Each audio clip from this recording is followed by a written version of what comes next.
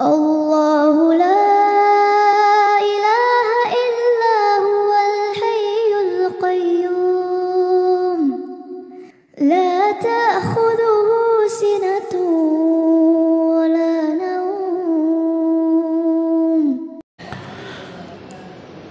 Alhamdulillah wassalatu wassalamu ala Rasulillah wa ala alihi wa sahbihi wa mawalah wa la hawla wa la quwwata illa billahi wa ba'du. Baik, kita lanjutkan kajian kita, masih membahas kitab Umdatul Ahkam, dan kita masuk pada bab ke-12, bicara soal shaf dalam salat.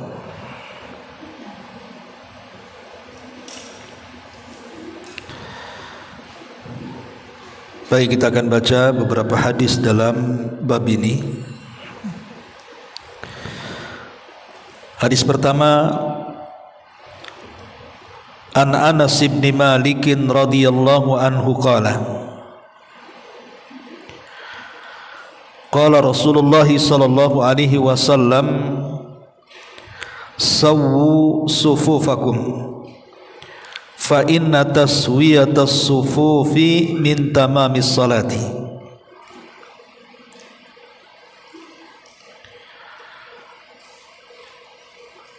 Dari Anas bin Malik radhiyallahu an,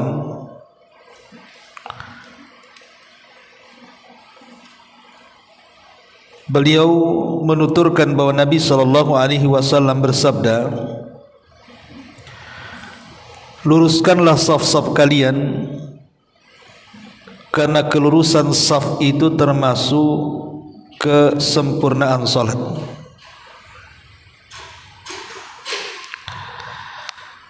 Baik,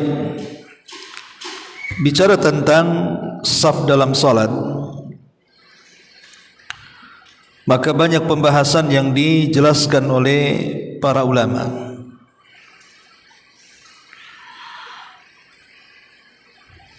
Di antaranya, pertama,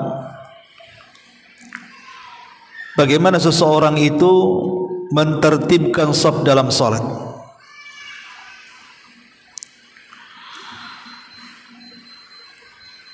Para ulama menjelaskan, yang pertama, idza kana al-ma'mumu rajulan aw sabiyan fa innahu yakifu an yaminil imami bijanibihi tamaman fala yataqaddamu anhu wa la yata'akhkhar. Apabila makmum seorang laki-laki ataupun anak kecil laki-laki, maka dia tegak sebelah kanan imam, persis di sampingnya, tidak boleh maju sedikit ataupun mundur sedikit. Jadi kalau seandainya ada dua orang yang sedang salat,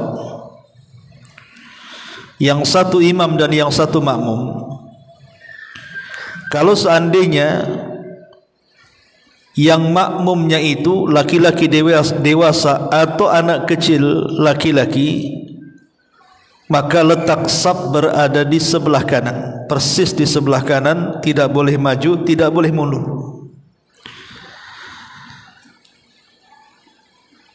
Ini yang pertama. Kemudian yang kedua, fa in kanu thalathatan aw aktsar taqaddama al-imamu wa saffa al-ma'mumani aw al-ma'mumuna khalfahu. Kalau seandainya makmum terbagi menjadi 3 atau lebih, maka imam wajib ke depan, kemudian makmum berderet di belakang, baik 2 orang ataupun lebih, jika semuanya laki-laki.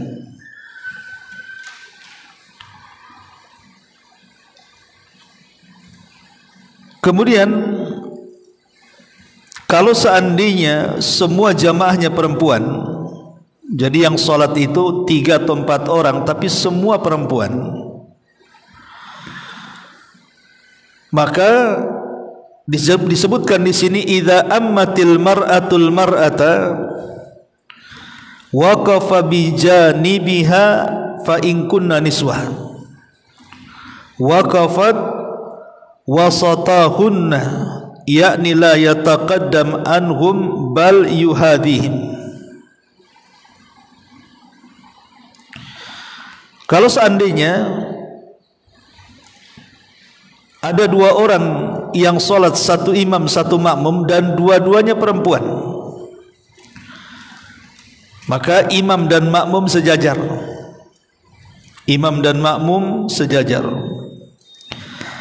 Bahkan kalaupun seandainya makmumnya lebih daripada 1, 2 atau lebih, mungkin 5 orang sholat dan semuanya perempuan, maka imam berdiri di tengah-tengah dan tidak boleh maju, tidak boleh mundur, sejajar. Jadi bedanya saf laki-laki dengan perempuan dan imam laki-laki dan perempuan, kalau laki-laki maju ke depan seperti kita sering sholat di sini, imam maju ke depan. Tapi kalau semua jamaahnya perempuan, maka perempuan yang jadi imam tidak perlu maju, sejajar dengan makmum tapi diletakkan di tengah-tengah. Itulah bedanya di situ.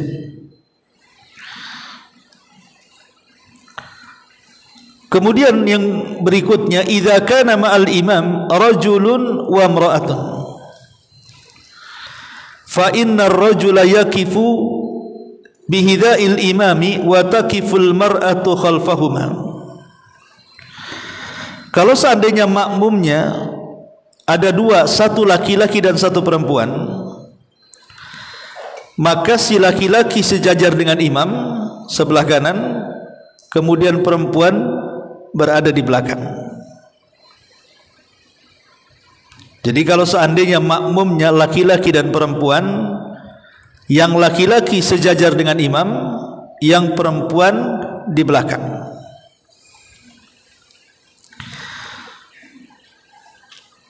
Kemudian selanjutnya, idza waqafa al-ma'mum an yasaril imam adarahul imamu min khalfihi hatta yuqifahu an yamini. Kalau seandainya makmum ini tidak tahu tentang posisi di mana dia harus berdiri. Kalau orang sudah ngaji tentu, kalau ada orang yang sholat sendirian, kemudian kita ingin menjadi makmum orang itu, kita sudah tahu posisinya sebelah mana, kanan. Kita ambil sebelah kanan dia. Tetapi kalau seandainya dia tidak tahu hukumnya, dia ngambil sebelah kiri, maka kewajiban imam untuk menarik orang ini kemudian diputar, ditaruh sebelah kanan. Gak tahu ibu berani gak tuh? Ibu sholat sendiri atau ada orang awam sholat bukannya sebelah kanan, ngambil sebelah kiri, ibu taruh di sini. Mungkin sekali aja sholat di situ. Karena biasanya kalau orang yang kurang ilmu disangka aneh sholatnya. Padahal begitu caranya, karena Nabi SAW pernah memutar seorang sahabat yang sholatnya sebelah kiri, diputar sama Nabi, ditaruh di sebelah kanan. Jadi ada hadisnya bahwa Nabi SAW pernah memutar seorang sahabat. Kemudian yang seterusnya adalah in waqafal ma'mumu an yaminil imam thumma jaa akhar fa waqafa an yasarihi akharakumal imamu ila waraihi. Kalau seandainya makmum berada di sebelah kanan imam, tiba-tiba datang makmum baru kemudian berdiri di sebelah kirinya, Bagaimana? Akharahumal imamu ila wara'ihi. Maka imam menyuruh, mendorong makmum supaya solat di belakangnya. Saya imam nih, Allahu Akbar, berdua di sini. Datang makmum baru, bukannya ditarik gitu ya ke belakang gitu ya, malah dia berdiri sebelah sini. Maka kewajiban imam mendorong ke belakang. Kalau seandainya tempatnya sempit ke belakang, maka imam yang maju, biar nanti makmum yang kiri kanan ini merapatkan safnya di belakang. Tapi kalau seandainya tempatnya pas-pasan, maju tidak bisa karena kena tembok, tapi belakang masih kosong, masih luas gitu ya, maka cukup didorong saja begitu ke belakang. Kemudian dia mendirikan saf di belakang. Ini sebagaimana dikatakan oleh Imam Ibnu Qudamah rahimahullahu taala. Kemudian yang selanjutnya, idza shallal ma'mumu an yasaril imam wa lam yudirghul imam an yaminihi fa hal salatul ma'mum sahihatun am batilatun. Apabila seorang makmum salat di sebelah kiri imam, tapi imam membiarkan, bukannya kemudian menarik kemudian meletakkan di sebelah kanan, malah dibiarkan sama imamnya sampai selesai sholat. Pertanyaannya, kira-kira makmum yang sholat di sebelah kiri imam dan imam membiarkannya, sah tidak sholatnya? Mazhab Hambali mengatakan tidak sah sholatnya. Mazhab Hambali mengatakan butlanu salatihi, batal salatnya, illa idza kana an yaminil imam rajulun akhar, kecuali sah kalau seandainya sebelah kanannya ada makmum lain. Jadi kalau seandainya ada seseorang salat berjamaah berdua, dia dan sebelah kanan makmumnya, tiba-tiba datang makmum baru malah sebelah kiri, tapi imam membiarkannya, dalam mazhab Hambali sah. Tapi kalau seandainya tidak ada orang sebelah kanannya, kemudian dia mengambil sebelah kirinya dan imam membiarkannya, dalam mazhab Hambali tidak sah salatnya. Tetapi mazhab Malik dan Syafi'i serta Abu Hanifah, artinya mazhab jumhur mayoritas ulama, mengatakan bahwa anna salatahu sahihatun ala kulli halin illa annahu khalafa sunnah.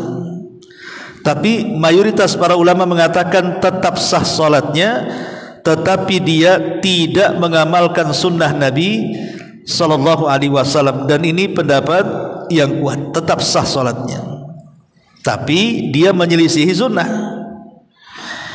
Artinya kurang sempurna salatnya. Kalau sudah menyelisih sunnah berarti mengurangi kesempurnaan salatnya.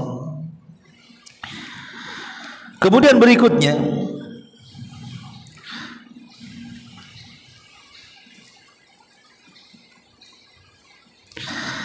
idza kabbara ithnani khalfal imam thumma kharaja ahaduhuma li udhrin taqaddama ats-tsani hatta yakif bi khida'il imam an yaminihi. Kalau seandainya ini ceritanya makmum semuanya laki-laki, 3 orang sholat, 1 jadi imam, di belakang jadi makmum, tiba-tiba 1 batal, maka otomatis kan tinggal 1 di belakang imam. Maka sebaiknya yang 1 di belakang imam itu tidak boleh terus di belakang imam, tapi maju kemudian berdiri sebelah kanan imam. Jadi sekali lagi, kalau seandainya makmumnya 2 orang laki-laki kan di belakang imam tuh, tiba-tiba batal satunya ngambil wudhu dulu, kan lama tuh, maka dia tidak boleh sendirian di belakang imam, dia maju kemudian berdiri di samping sebelah kanan imam. Kecuali kalau setelah orang itu selesai wudhu datang lagi, ditarik lagi ke belakang, Tapi kalau seandainya lama dia tidak kembali, maka dia harus berjalan kemudian meletakkan badannya di sebelah kanan imam sejajar dengan imam. Kemudian idza dakhala rajulun al-masjid fawajada rajulani yusalliyani ma'an fi jama'atin wa kana fi wad'i sujudi fa innahu yasjudu an yaminil imami aw yasjudu an yasaril imami thumma indama yakiful imamu fa innal ma'mumani yarji'ani liyastafu khalfahu. Apabila seseorang masuk ke dalam masjid, kemudian dia mendapatkan ada dua orang yang sedang sholat berjamaah, tetapi kondisinya sedang sujud. Kan tidak mungkin narik, orang sedang sujud kan tidak mungkin ditarik ke belakang, ya kan? Karena posisi sujud mustahil ditarik. Maka dia boleh sujud di sebelah kanan makmum sejajar dengan imam atau sebelah kirinya. Tetapi kalau seandainya kemudian imam ini sudah berdiri, maka masing-masing makmum harus mundur ke belakang. Jadi masing-masing makmum harus mundur ke belakang, baik dua-duanya di sebelah kanan atau satu sebelah kanan satu sebelah kiri. Kalau imam dalam posisi berdiri, maka dia harus mundur. Ini juga bagian daripada hukum yang bicara tentang saf.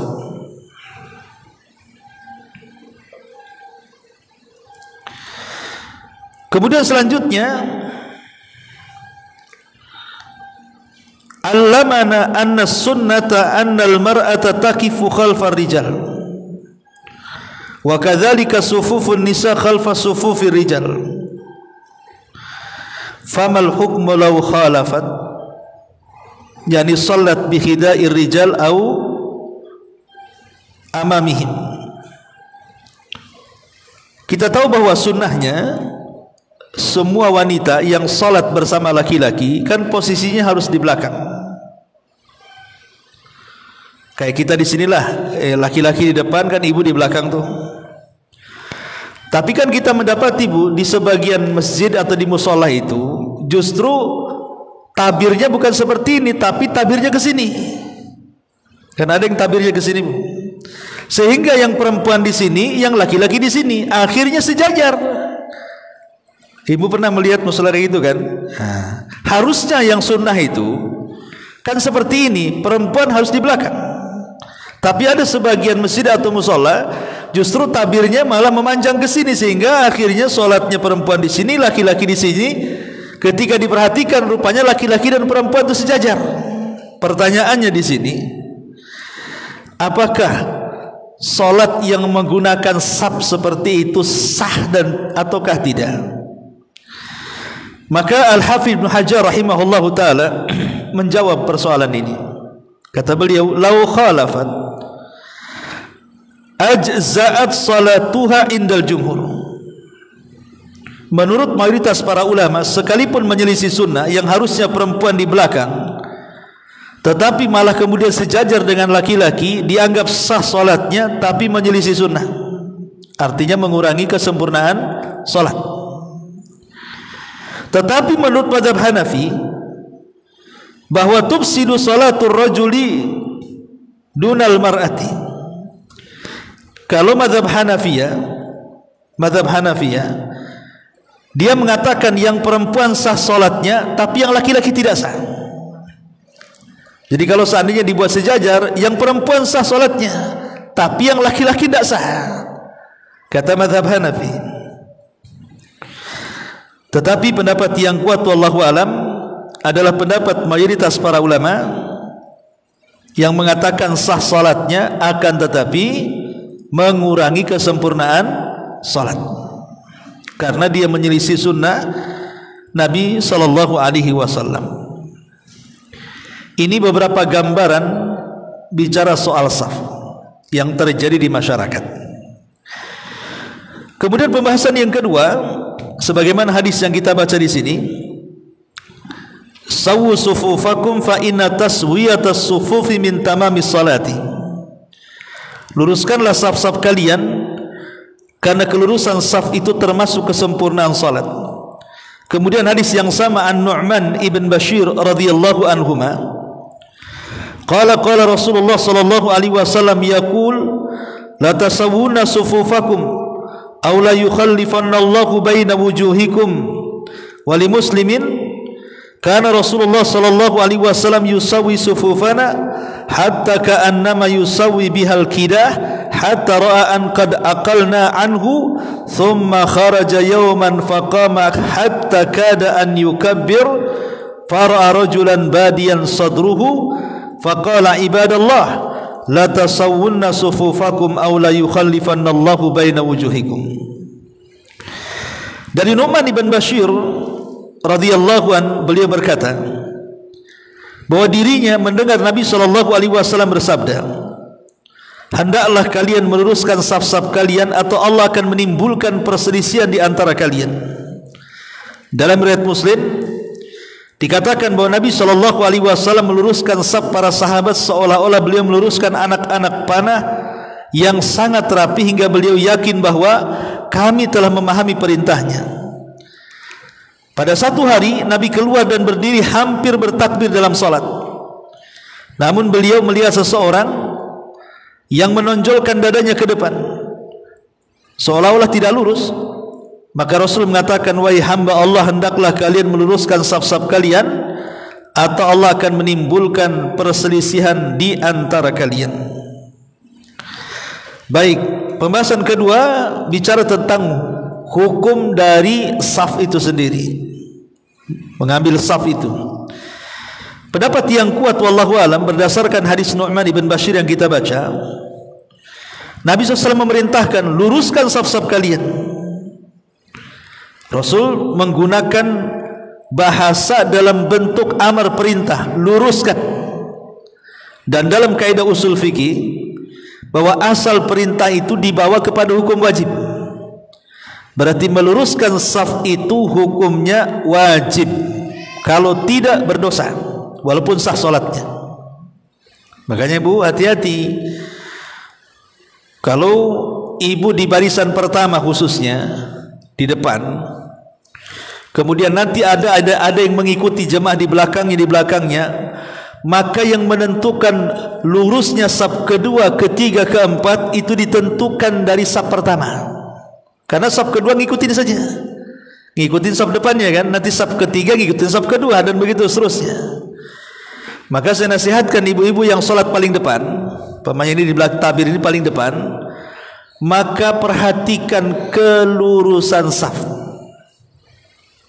Sebab kalau seandainya yang depan seperti ular jalan, ya, gelombang-gelombang ini, nanti belakang ikut tuh. Ya. Karena meluruskan saf itu hukumnya wajib. Kalau sengaja kemudian kita geser ke belakang atau lebih maju ke depan, maka yang menggeser dirinya ke belakang atau maju ke depan itu, maka dia berdosa. Kenapa? Karena meluruskan saf itu hukumnya wajib. Kalau ditinggalkan berdosa walaupun sah salatnya. Jadi pendapat yang kuat, ada yang mengatakan sunnah, tapi pendapat yang kuat adalah wajib karena perintah, berdasarkan hadis Anas ibn Malik yang kita baca juga. Lalu bagaimana caranya saf itu disebut lurus? Saf itu disebut lurus karena di sini Rasul mengatakan la tasawwunna sufufakum. Kita dengar Bu, kalau imam, saya jadi imam atau siapa yang jadi imam, biasanya imam ngomong apa Bu? Sawu sufufakum, kan begitu ya bahasanya. Sawu sufufakum, tolong rapatkan dan luruskan saf kalian. Karena merapatkan dan meluruskan saf itu termasuk kesempurnaan salat. Jadi kalau ibu ingin menasihati orang awam, namanya ada orang baru salat di sini, tahu tidak mau mendekati ibu safnya, malah menjauh, Boleh jadi mungkin cukup satu orang itu sebenarnya, tapi dia jauh bu. Nah, bilang sama ini, tadi imam ngomong apa? Nah, gitu saja. Gak usah sini tidak boleh kayak gitu, ndak usah bu. Tadi imam ngomong apa bu? Kan itu ke sebelahnya. Kata imam tadi rapatkan dan luruskan. Kalau nggak merapatkan dan meluruskan berarti ibu tak ikut imam. Ya. Jadi cara menasihatinya seperti itu. Coba dengarkan tadi ngomong apa. Besok kesini lagi kita rekam kalau salah dengar gitu. Karena semua imam mengatakan seperti itu. Tapi anehnya kadang-kadang ada imam itu kalau jadi imam nyuruh ngeluruskan dan merapatkan, ketika dia jadi makmum tak merapatkan pula dia. Karena aneh tuh imam kayak gitu tuh. Ada yang imam kayak gitu tuh. Ya. Lah pertanyaannya adalah kalimat sawu sufufakum itu apa artinya? Yang pertama, ulama mengatakan maksudnya al-muhadzatu. Al-muhadza itu artinya la yataqaddam ahadun ala ahadin. Wa hadzal muhadza takunu bil manakib, yani bil aqtaf. Wa kadzalika takunu bil a'qab, bil a'qub.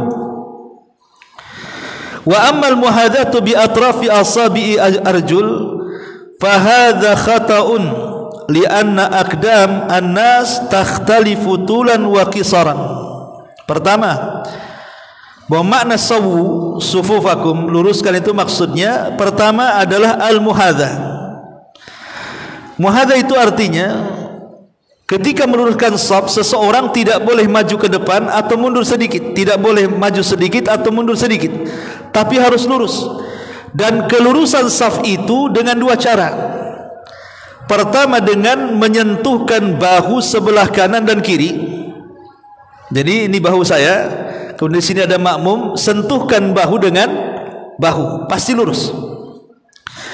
Yang kedua itu dari arah atas, dari arah bawah sentuhkan mata kaki dengan mata kaki. Tapi kalau rapatnya maksudnya ujung jari kaki, ini salah. Kenapa? Karena namanya kaki orang itu ada panjang, ada pendek. Pamannya di sampingnya ada anak-anak, otomatis kan kakinya pendek anak-anak itu. Sementara kaki ibu panjang pula.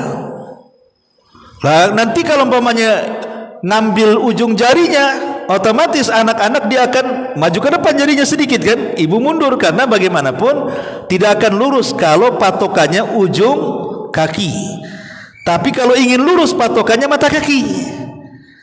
Kalau patokannya mata kaki, walaupun satunya kakinya pendek, satunya kakinya panjang, pasti lurus badannya.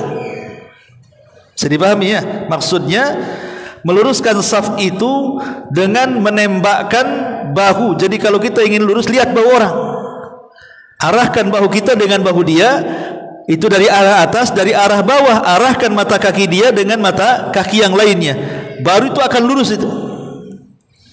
Tapi kalau ujung jari-jari kaki, ya tadi ada yang pendek, ada yang panjang namanya kan, pasti akan zigzag tuh nantinya. Ini mana yang pertama al-muhadza. Kemudian yang kedua at-tarasi, bihaitsu la yakun hunaka furujatin wa khalalun baina sufuf. Kemudian makna sawu sufufakum yang kedua artinya at-tarasi. At-tarasi artinya jangan sampai ada kerenggangan satu dengan yang lainnya. Karena ini yang banyak di masyarakat, kadang-kadang kalau mungkin orang awam biasanya dia tidak mau mendekat dengan kita itu, apalagi nempel, gatal mungkin ya, sehingga kemudian terjadi kerenggangan. Terkadang satu orang bisa loh berdiri di situ. Lah ini kekeliruan, merapatkan dan meluruskan shaf itu bukan begitu, karena ini akan membahayakan. Nabi SAW mengatakan bahwa orang yang tidak merapatkan shafnya, masih memberikan kerenggangan di antara dua makmum, dikhawatirkan setan akan masuk dari situ, kemudian dia akan terus maju ke depan dan mengganggu imam.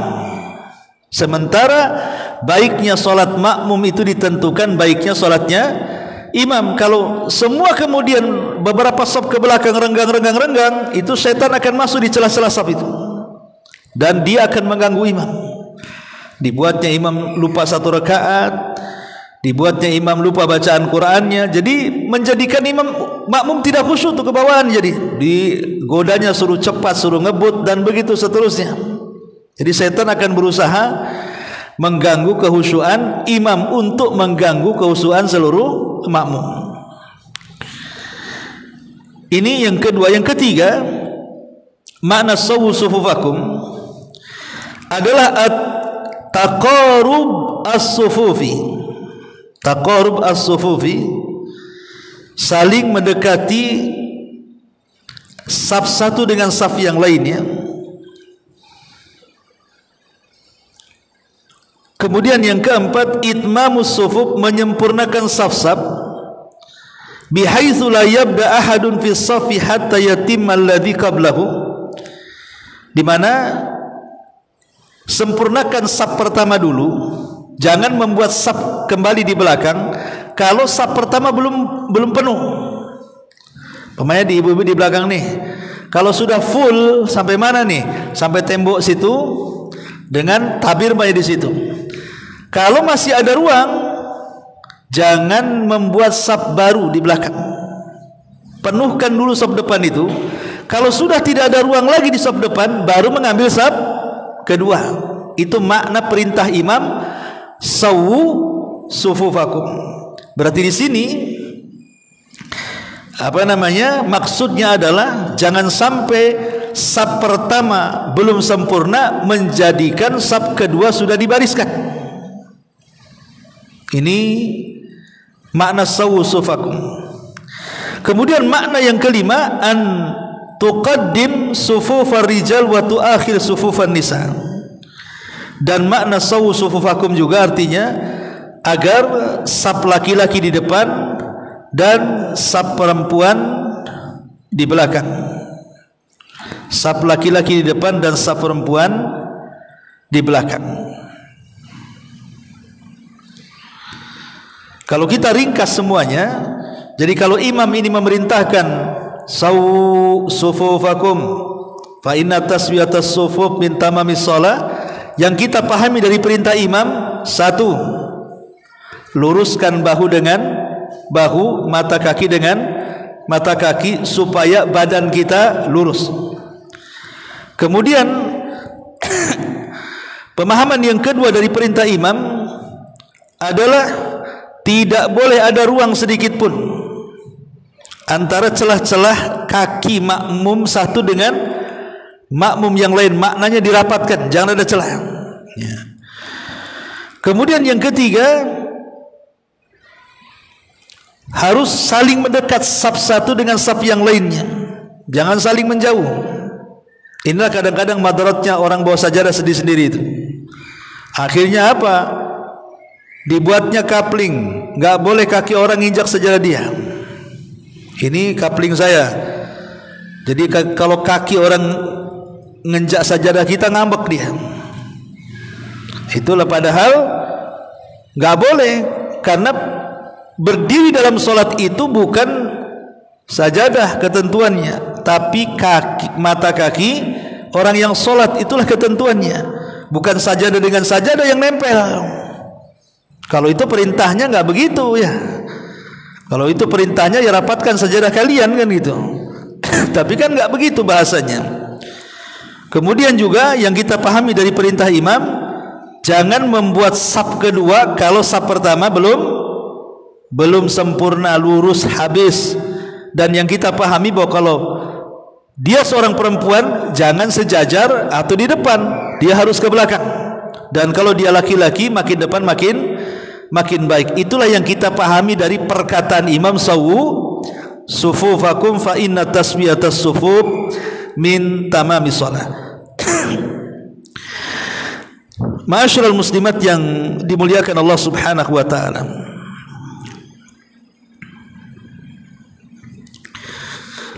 Kemudian juga a'immati an yusawwu sufufakumul musallin. Faedah berikutnya dari hadis ini, kewajiban bagi imam salat maka dia harus meluruskan saf-saf makmum yang salat di belakangnya. Pertanyaannya, bagaimana kalau seandainya imam sudah memerintahkan luruskan saf kalian, karena lurusnya saf itu termasuk kesempurnaan salat. Tahu-tahu makmumnya nggak dengar. Dia suka-suka buat saf itu, mungkin karena awam atau apa kan, nggak karena. Pokoknya asal aja. Karena saya juga sering sholat di sini, kalau kajian di sini malam itu, kadang-kadang belum penuh sampai pojok udah buat lagi. Dan kalau orang awam itu sembarangan dia sholat tuh. Kadang-kadang 1 meter dia udah takbir.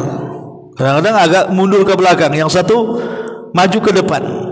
Pertanyaannya, kalau seandainya orang ini melakukan seperti itu, batal nggak sholatnya? Maka fatwa daripada Syekh Utsaimin rahimahullahu taala mengatakan, lihat kondisinya, bisa batal, bisa tidak. Makanya Syekh Utsaimin mengatakan, qad yuqalu innaha tabtul li'annahum tarakul wajib, walakin ihtimal adamil butlan mal ithmi aqwa. Kata Utsaimin ada 2 jawaban. Jawaban yang pertama, bisa batal karena dia telah meninggalkan sesuatu yang wajib. Merapatkan saf itu wajib hukumnya. Kalau sampai tidak rapat berarti tidak melaksanakan kewajiban, dan itu bisa membatalkan sholat. Atau tetap sah sholatnya tetapi dia berdosa sehingga rugi salatnya. Harusnya dengan salat itu dia dapat pahala, malah dengan salat itu memang kewajiban gugur tapi dapat dosa. Itu masalahnya. Memang dengan sholatnya bisa menggugurkan kewajiban, tapi kan maunya kita kan sholatnya gugur kewajiban dan sholatnya dapat pahala, maunya kan gitu kita sholat tuh. Ini ndak, akibat safnya itu centang perenang tadi, ya gugur kewajiban sholatnya. Artinya tidak perlu diulangi lagi, tapi kan nggak dapat apa-apa, malah dapat dosa karena meninggalkan kewajiban tadi. Karena meninggalkan yang wajib itu dia bisa berdosa. Ma'asyiral muslimat yang dimuliakan Allah Azza wa Jalla, di antara beberapa kesalahan seputar saf ini, pertama, minal akhta'i syai'an, di antara kesalahan yang banyak menyebar khususnya di masjid-masjid, an yatakassala ba'dun nas an itmamis sufuf litulil masafatil lati yasqutuhuma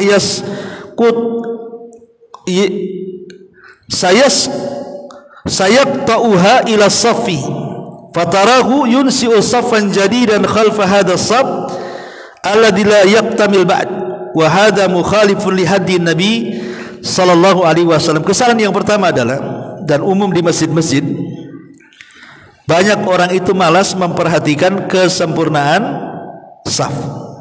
Malas.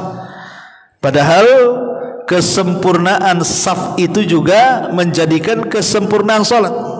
Tapi betapa banyak orang malas masuk, Allahu Akbar, enggak peduli luruskah enggak. Harusnya kan pertama kalau kita paham, Bu, kalau udah orang-orang ngaji kan, dia tidak langsung takbiratul ihram, tapi betul-betul ngambil saf dulu. Kira-kira menurut kita sudah lurus enggak bahu kita dengan dia, mata kaki dengan dia. Kalau sudah kira-kira kita menengok ke mana saf itu berjalan, baru kemudian kita takbiratul ihram. Bukan datang-datang karena imam sudah takbir mau ruku, akhirnya nggak perlu dengan saf. Ingat, kalaupun kita tidak mendapatkan rukunya imam, tidak ada masalah, kok nanti bisa ditambah, tidak berdosa juga. Bukankah Rasul yang mengatakan, kalau engkau datang ke masjid, jangan terburu-buru, santailah datang. Apa yang kau dapat di dalam imam, alhamdulillah. Yang luput sempurnakan. Kata Rasul, yang luput sempurnakan. Tidak usah kemudian gara-gara dia mau ruku, akhirnya lari, nggak peduli. Ketika kemudian makmum sedang ruku, karena takut ketinggalan 1 rakaat, main ruku saja kadang-kadang lurus dan tidaknya tidak diperhatikan. Jadi sekali lagi masuk ke masjid, lihat safnya lurus atau tidak. Kemudian kita ngikuti dengan saf yang sudah lurus. Kemudian kesalahan yang kedua, minal akhta'i wuqufu ba'di al-a'immati qabla takbiratul ihram lid-du'a'i wa ta'min man khalfahu wa idzan idz la yathbut dalilun minas sunnati ala hadhihi. Kesalahan sebagian imam salat sebelum takbiratul ihram bukan sibuk mengurus makmum, malah sibuk membaca doa, membaca ayat-ayat, mengaminkan doa dan begitu seterusnya. Ini kesalahan imam. Dan saya pernah salat di beberapa masjid itu, imam kalau sudah masuk tidak pernah menyibukkan makmum, malah sibuk berdoa tuh, entah doa apa yang dibaca sebelum takbiratul ihram. Jadi kewajiban disuruh meluruskan saf makmum tidak dilaksanakan, perkara yang tidak dilakukan Nabi dilakukan pula sama dia. Harusnya kan kewajiban imam itu meluruskan saf, bahkan Rasul itu sampai berjalan. Kalau nampak ada yang maju ke depan atau mundur, Rasul sampai ujung ke ujung jalan itu. Pokoknya patokan Rasul itu di saf pertama tuh. Kalau sudah saf pertama lurus, maka saf kedua, ketiga dia akan mengikuti dia. Ini juga diantara kesalahannya. Sekarang masalahnya, bagaimana kalau masjid ini ramai, apalagi masjidnya terlampau banyak tiang. Kayak gini kan banyak tiang nih masjidnya kan, pokoknya penuh. Kalau mengikuti menghindari tiang, tentu akan menghabiskan tempat.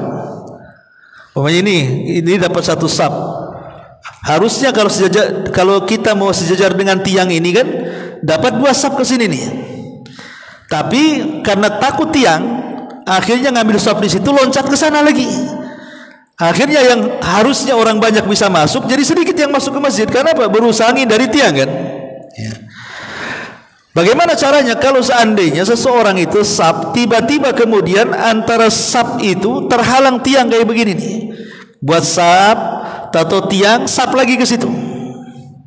Apakah terputus atau tidak? Ya. Begini Bu ya, kalau seandainya jamaahnya tidak banyak, ya menghindari tiang lebih bagus. Kalau memang jamaahnya tidak banyak. Tapi kalau jamaahnya banyak, mau tidak mau pasti akan bertabrakan dengan tiang tuh. Syekhul Islam Ibnu Taimiyah rahimahullah taala mengatakan, sesuatu yang tidak bergerak, maka dalam kondisi darurat tidak dianggap memutus saf. Karena mungkin banyak kayak sholat Jumat, kebanyakan ramai tuh. Maka kalau dalam posisi darurat, walaupun terhalang tiang, maka tidak dianggap memutuskan saf. Sama dengan posisi ibu bawa anak. Anak itu ada 2 Bu. Ada anak yang pasif, ada anak yang aktif. Ya. Kalau anaknya pasif ditaruh di sebelah kita, nggak kemana-mana. Ya memang dia nggak sholat, duduk aja, tapi dia nggak kemana-mana di situ. Maka tidak memutuskan saf. Kenapa? Karena dia tidak bergerak. Tapi kalau anaknya aktif, masuk, kemudian pergi lagi, masuk lagi, keluar lagi, lari sana lagi, masuk lagi. Ini memutuskan saf yang seperti ini. Memutuskan saf ke sini. Ya. Jadi ibu kalau bawa anak dan dia pasif, bawa aja ke masjid nggak apa-apa. Dia tidak memutuskan saf. Tapi kalau anaknya sudah aktif, ganggu orang, masalah tuh.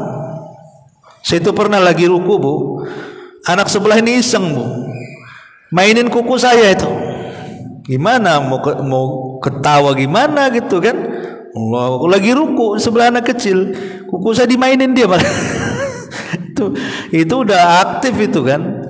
Nanti digoyangkan, ketakut dia diam lagi. Nanti kuku sebelah pula tuh dimainin. Nah kalau yang mengganggu sholat seperti ini, kata Syekhul Islam, sebaiknya dididik, jangan dibawa dulu. Karena memang perlu kita membawa anak-anak ke masjid, karena dengan cara dibawa ke masjid, dengan sendirinya dia bisa mendapatkan ilmu, minimalnya gerakan sholat dia akan mengikutikan.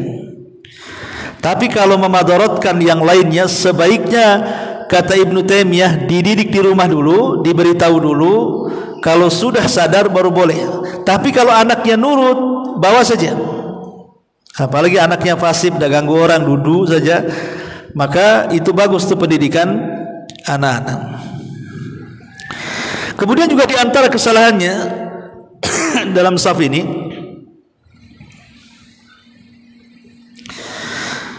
minal akhta'i isra'u ba'dil masbukin idza wajadul imam raki'an li idraki rak'ah. Kesalahan kesalahan makmum yang masbuk, apabila mendapatkan imam sedang ruku, maka dia bersegera untuk mendapatkan rukunya imam tanpa memperhatikan saf mereka. Sekali lagi, saf itu yang pertama, ruku itu kedua. Kalaupun tidak mendapatkan rukunya imam, tidak apa-apa. Yang penting kewajiban merapatkan saf sudah dilakukan supaya kita tidak berdosa dalam salat kita, gitu maksudnya. Ini juga di antara kesalahan. Ataupun di antara kesalahan masbuk, idza ra'al imam sajidan aw jalisan la yadkhulu shalah ma'ahu hatta yakifal imam. Kesalahan yang lain adalah ketika ibu menjadi makmum masbuk, sementara posisi imam sedang sujud atau duduk tasyahud, ibu tidak mau ikut dengan mereka, nunggu imam berdiri. Kan banyak yang seperti itu kan. Ini imam lagi sujud atau lagi duduk, ibu malah nyantai-nyantai, nunggu dulu dia berdiri baru takbiratul ihram. Ini kesalahan. Kesalahannya di mana? Kesalahannya karena kita tidak mengikuti imam. Rasul mengatakan, ju'ilal imamu liyu'tamma bihi, dijadikan imam itu untuk diikuti. Idza kabbara fakabbiru wa idza raka'a farka'u wa idza sajada fasjudu. Kalau imam takbir ikut takbir, kalau imam ruku ikut ruku, kalau imam sujud ikut sujud, walaupun tidak mendapatkan satu rakaat. Pamannya imam lagi sujud, kan ada orang yang merasa rugi, kalau saya ikut imam sujud tetap juga nggak dapat satu rakaat, akhirnya nunggu imam berdiri, kan begitu. Berarti orang yang sholat seperti ini, dia tidak sedang mengejar pahala, tapi sedang mengejar rakaat. Padahal kalau seandainya dia tidak mendapat pahala, oke, tidak mendapat rakaat karena memang dia mendapati imam dalam posisi sujud. Tapi ingat, setiap gerakan dan bacaan sholat itu walaupun tidak terhitung satu rakaat, tetap diganjar pahala, malah pahalanya lebih banyak. Ya, jadi jangan sampai kemudian melakukan seperti itu.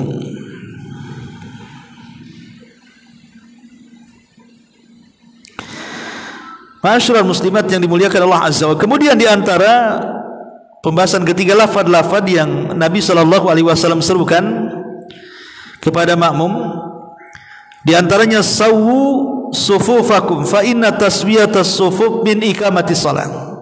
Rapatkan saf-saf kalian, karena merapatkan saf itu termasuk kesempurnaan salat. Kemudian kadang-kadang Rasul mengatakan aqimu sufufakum, tegakkan saf-saf kalian. Rasul terkadang 3 kali mengucapkan kalimat ini. Kemudian la takhtalifu fatakhtalifa qulubakum, jangan berselisih terhadap saf kalian, nanti hati-hati kalian akan berselisih. Para ulama mengatakan di antara bahaya tidak merapatkan saf itu adalah Allah menanamkan satu jamaah dengan jamaah yang lain itu dalam hatinya kebencian. Dan ini ancaman dari Nabi, luruskan saf kalian atau Allah akan buat hati kalian berselisih. Imam Ibnu Hajar Al-Asqalani ketika mengatakan Allah jadikan hati kalian berselisih, maksudnya Allah tanamkan kepada kalian permusuhan dan kedengkian. Bukan main-main ya. Orang yang tidak merapatkan saf itu, hati kita ditanamkan kebencian, hati kita ditanamkan permusuhan. Maka dengan merapatkan saf berarti sebaliknya, hati kita akan dipenuhi dengan persaudaraan dan percintaan antar sesama kaum muslimin. Maka kalau kita ingin melihat apakah umat yang hadir mengaji di sini itu kompak atau tidak, atau di antara mereka ada yang hasad, ada yang dengki, lihat saja ketika sholat, lihat safnya. Kalau safnya centang perenang, safnya tidak lurus, belok kayak ular tangga, maka berarti memang tidak kompak umat di sini. Artinya karena hati mereka diperselisihkan oleh Allah. Nampak saja kompak, sebenarnya tidak kompak tuh. Banyak yang hasad di situ. Ya, itu bayangkan bagaimana pengaruh merapatkan saf itu sampai Allah akan hukum seperti itu. Ma'asyiral muslimat yang dimuliakan Allah Subhanahu wa taala.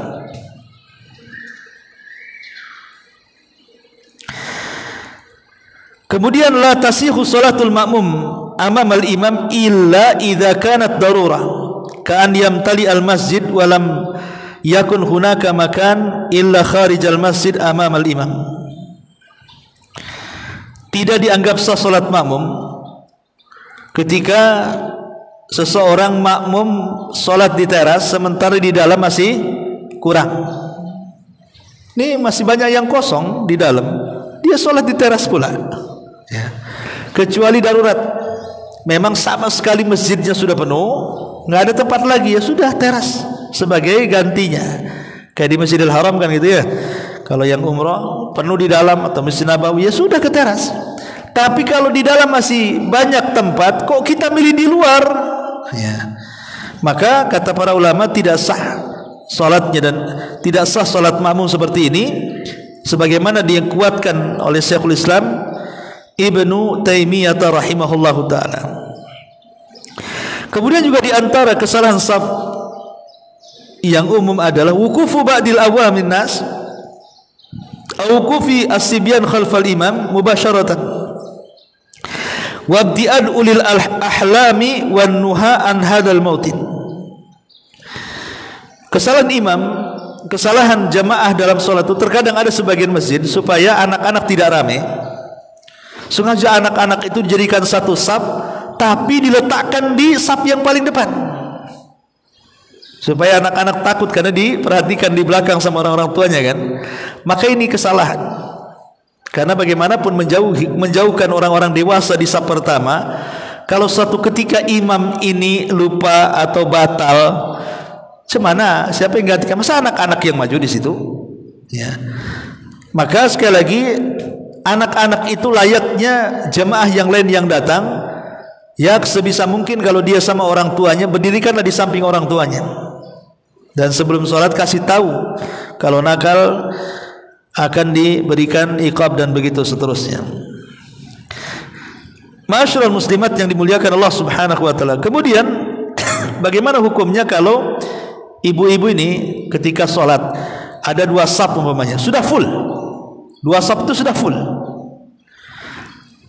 tengok ke belakang kok tak ada lagi, cuma saya sendiri di sini, terpaksa sholat sendirian di belakang saf. Jadi dua safnya penuh, saf pertama penuh, saf kedua penuh, saf ketiga nggak ada orang, cuma ibu saja.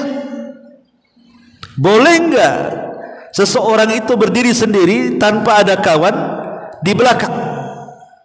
Karena Nabi SAW mengatakan la salata limunfaridi khalfal imam, tidak boleh sholat sendirian di belakang imam. Ada hadis yang mengatakan seperti itu, tidak boleh sholat sendirian di belakang imam.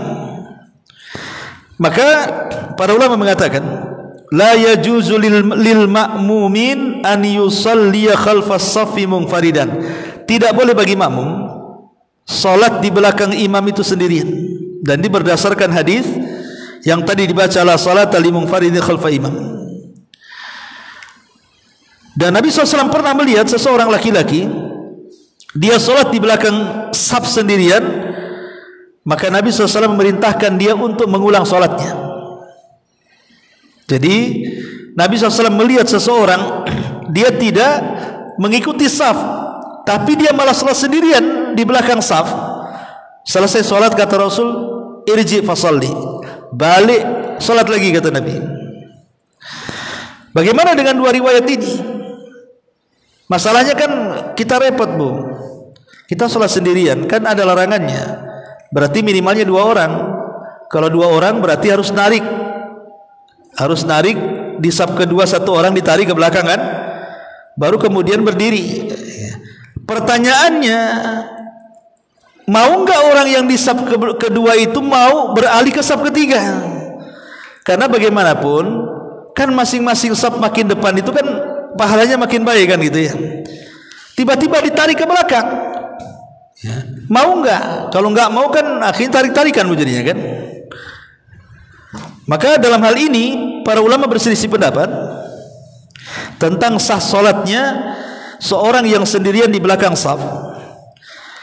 Warajih butlanuha illa liudhrin. Tapi pendapat yang kuat batal solatnya kecuali karena uzur. Kecuali karena uzur. Ya. Kemudian di sini dikatakan ka'an ya'til musalli fayajidu saf qad tam wala yajidu furjatan fi saffi fayajuzu lahu hinaidin an yusalliya munfaridan. Kecuali uzurnya, maksudnya memang sama sekali ibu tidak bisa menyelipkan badan di umpamanya di pojok tinggal segini, badan kayak gajah umpamanya kan. Menyelip-selip tidak bisa, tidak bisa ini ya. Kalau memang sudah berusaha untuk menyelipkan diri badan kita di saf kedua tapi tidak bisa juga, maka terpaksa sholat sendirian di belakang imam, itu dianggap sah. Tapi kalau masih ada selah Bu, ada selah gitu ya, bisa ibu masuk di situ walaupun agak sempit tapi bisa sebenarnya. Maka kalau tetap ngotot sholat sendiri di belakang imam dan tidak ada lagi kecuali ibu, tidak sah sholatnya, tidak sah sholatnya. Dan ini yang dikuatkan oleh Syekh Ibnu Taimiyah dan Syekh Abdurrahman As-Sa'di dan juga Imam Ibnu Utsaimin rahimahullahu taala. Ma'asyiral muslimat yang dimuliakan Allah Subhanahu wa taala. Kemudian juga minal akhta an yakuma khadimul masjid wa ma'ahu rajulun aw rajulan bi insya'is saffi wahdahuma. Kemudian juga termasuk kesalahan adalah di mana pembantu masjid ada satu atau dua orang yang sibuk mengatur saf kemana-mana. Pemanya kan banyak nih, anggaplah ada 30 saf gitu kan. Jadi ada 2 atau 3 orang ngatur keliling. Nah, itu tidak perlu. Cukup saf kedua melihat saf ke pertama, saf ketiga melihat saf kedua, saf kelima melihat saf keempat, dan begitu seterusnya. Kecuali karena mungkin ketika sholat id supaya memastikan jamaahnya masuk semua, itu kan karena darurat ya. Tapi kalau tidak darurat maka tidak perlu seorang melakukan seperti itu, karena dia mengabaikan orang dia sendiri. Harusnya dia sholat bersama imam malah sibuk membetulin saf. Dia datang pertama, akhirnya sholat paling depan belakang kan jadinya kan, karena sibuk ngatur saf. Mau ke depan sudah nggak ada, terpaksa dia sholat di belakang. Nah, itu kan merugikan diri sendiri namanya. Ini juga diantara kesalahan.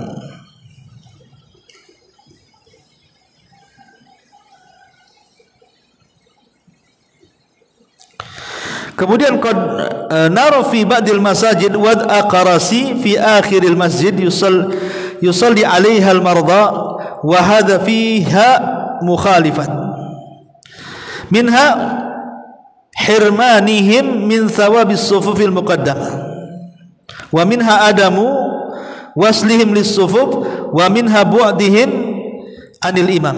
Terkadang ada sebagian masjid itu sengaja meletakkan kursi khusus untuk orang sakit, tapi di belakang kursinya dijajarkan. Jadi tidak boleh diangkat kursinya ke saf depan itu. Pokoknya dijajarkan saja di belakang. Kalau mau sholat di situ bagi orang yang sakit. Ini tidak boleh. Tidak boleh mengkhususkan tempat bagi orang yang sakit dan dijauhkan dari saf. Pertama, alasannya karena dia akan kehilangan pahala saf depan. Yang kedua, dia tidak sedang menyambungkan saf. Yang ketiga, dijauhkan dari imam. Ya. Biarkan dia, kalau ada kursi mau di kursi depan, di depan lah kan gitu. Kalau dia memang datang pertama, biarkan di depan atau di saf kedua, terserah dia. Kapan dia masuk, di situlah dia dapat saf walaupun dia sholat di kursi. Jangan kemudian yang pakai kursi nggak boleh di depan, harus di belakang. Nah, ini kesalahan, tidak boleh. Tetap dia berhak mendapatkan saf di mana saja ketika dia sampai ke masjid.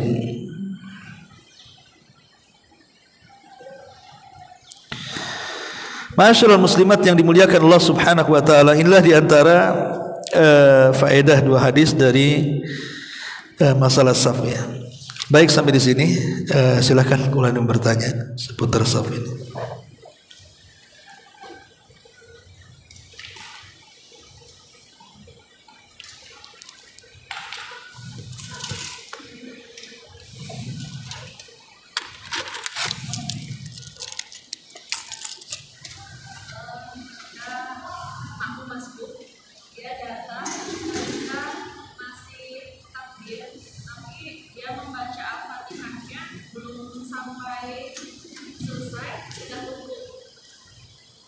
Makmum masbuk, imam udah ruku, ibu belum baca Fatihah.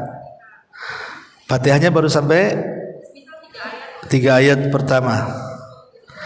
Dalam mazhab Syafi'i, kalau dia mendapatkan 3 ayat, umpamanya alhamdulillahirabbil alamin arrahmanirrahim maliki yaumiddin, ini 3 ayat. Karena bismillah itu tidak termasuk Fatihah, tapi harus dibaca karena Fatihah adalah surat. Baca basmalah itu kan dianjurkan dibaca dalam membaca surat, kecuali 1 surat tidak disunahkan membaca Fatihah, membaca basmalah, surah At-Taubah. Kalau semua surat dianjurkan baca basmalah, karena Fatihah itu pendapat yang kuat dimulai dari alhamdulillah, alhamdulillahirabbil alamin arrahmanirrahim maliki yaumiddin. Ini hak Allah. Asal 3 ini dibaca, kemudian imam ruku, dalam mazhab Syafi'i sudah mendapatkan 1 rakaat. Tapi kalau baru alhamdulillahirabbil alamin kemudian imam ruku ikut ruku, belum mendapatkan 1 rakaat dalam mazhab Syafi'i. Kenapa? Karena dalam mazhab Syafi'i, baik sholat sendirian, baik sholat bersama imam, baik imam dijaharkan atau disirkan, baca Fatihah itu rukun untuk semuanya. Itulah mazhab Syafi'i. Tapi dalam mazhab yang lain seperti Hambali dan yang lainnya tidak, bahwa patokan orang mendapatkan 1 rakaat itu bukan Fatihah tapi ruku. Pokoknya asal mendapatkan rukunya imam, walaupun ibu bawa 1 ayat kemudian imam ruku ikut ruku, asal ibu dapat ruku maka dapat 1 rakaat. Ya terserah mau ikut mazhab siapa kan itu ya. Wallahu a'lam.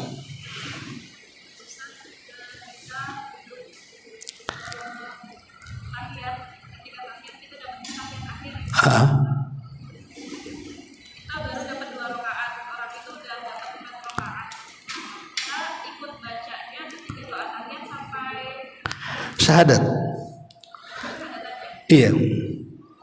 Pendapat yang kuat wallahu alam, sebagaimana Syekh Shalih Fauzan hafizahullah taala, pokoknya tasyahud awal ataupun tasyahud karena ikut orang tasyahud, maka bacaan sampai syahadat saja. Adapun yang menyempurnakan bacaan tahiyat sampai membaca salawat dan 4 perlindungan itu hanya di tasyahud akhir saja. Kenapa dalam tasyahud awal atau tasyahud mungkin ikut tasyahud orang? Karena kan nggak dianggap. Sebab kalau dianggap nanti jadi 3 tasyahud jadinya kan. Pemain kita masbuk tahu-tahu sedang tasyahud, ya ikut tasyahud, tapi kan nggak dianggap itu. Karena kita disuruh ikut gerakan imam tasyahud, ikut tasyahud. Cuman baca apa kita di situ? Ya tetap baca tahiyat sampai syahadat saja. Kemudian nanti dapat setelah itu bangkit ke rakaat pertama, kedua tasyahud lagi. Itu tasyahud pertama dihitungnya itu tasyahud pertama. Kalau tasyahud yang pertama ketika kita datang itu bukan tasyahud, itu karena mengikuti gerakan imam. Tasyahud yang kita lakukan adalah tasyahud ketika kita sudah mendapatkan 2 rakaat. Kalau itu salat zuhur, asar ataupun isya yang 4 rakaat ya, maka bacaannya sampai syahadat.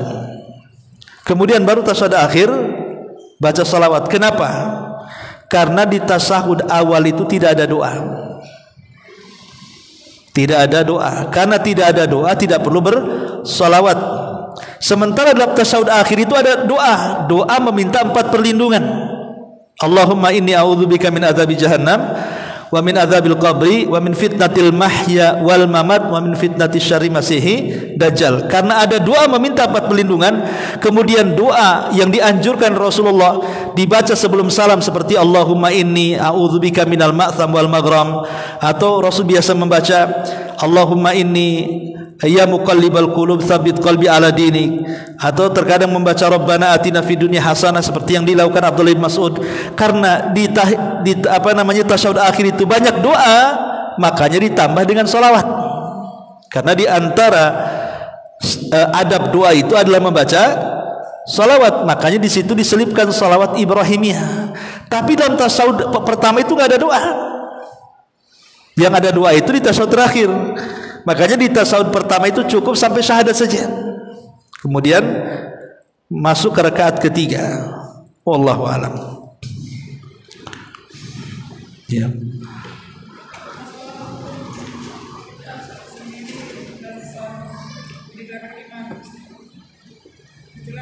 Kita akan sering keluar itu dengan keluarga, jadi suami jadi imam, karena 3 laki-laki kita sendiri keluar, kita sering keluar. Kalau tadi kan sudah ada gambarannya, kalau seandainya di situ tercampur laki-laki dan perempuan, maka tetap perempuan sholat di belakang walaupun sendiri. Kan dia 3 orang nih, imam, makmum, ya. Imam laki-laki, makmum laki-laki, makmum perempuan. Ya harus berjejer ke belakang. Begitu caranya. Imam, kemudian makmum di sini di sebelah kanan, ya, kecuali kalau makmumnya 2 yang laki-laki di belakang, baru wanita sendirian. Kenapa? Karena dia tidak punya kawan masalahnya. Beda dengan tadi yang saya contohkan, tidak boleh sholat sendiri di belakang imam tuh, maksudnya karena dia punya kawan. Yang perempuan dengan yang perempuan, yang laki-laki dengan laki-laki. Ini nggak punya kawan, kan nggak boleh seorang wanita walaupun itu dengan mahramnya sekalipun satu saf. Kenapa? Karena tadi sudah dibahas, tidak boleh sejajar, harus di belakang. Bahkan sampai ulama membahas apakah sah atau tidaknya tadi kan, sampai walaupun pendapat yang kuat tetap sah gitu ya, walaupun sejajar kan. Tapi kan menyelisih sunnah, karena bagaimanapun sebaik-baik sop wanita itu di belakang, sebaik-baik sop laki-laki itu di depan, sehingga tidak boleh nyampur di situ. Wallahu a'lam. Baik, sampai di sini. Subhanallah bihamdika, asyhadu an la ilaha illa anta, astaghfiruka wa atubu ilaik. Allahu ta'ala alam. Assalamualaikum warahmatullahi wabarakatuh.